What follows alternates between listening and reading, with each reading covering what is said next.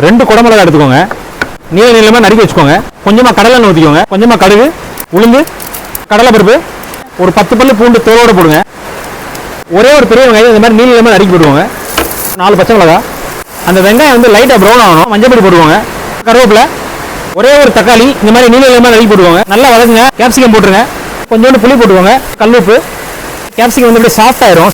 அந்த வேகிற கேப்ல நீங்க ஏதாவது பாட்டு வேணா பாடிக்கலாம். எதுக்கு பொண்டாட்டி என்ன எதுக்கு உள்ள முருகையா முருகா. நல்லா சாஃப்ட் ஆயிடுச்சு. இந்த ஸ்டேஜ்ல கொஞ்சமா பெருங்காயம் போடுவாங்க. ஸ்டவ் ஆஃப் பண்ணிட்டேன். இப்போ தட்டில் போட்டு ஆற வச்சிடலாம்.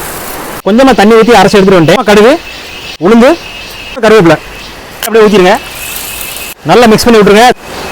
தோசை இட்லி வச்சு சாப்பிடுங்க, ரொம்ப நல்லா இருக்கும், என்ஜாய் பண்ணுவீங்க. இதுக்கு முன்னாடி ஒரு பைனாப்பிள் சட்னி வீடியோ போட்டிருந்தேன். கடுகு போட்டு தாளிச்சு அரைக்கக்கூடாதுன்னு சொல்லி நிறைய பேர் கமெண்ட் கொடுத்துருந்தீங்க. நான் ஒரு 10-15 வருஷமா சட்னியில் கடுகு தாளிச்சு தான் அரைச்சு சாப்பிட்டு இருக்கேன். டாம் குரூஸ் மாதிரி நல்லா தானே இருக்கேன்.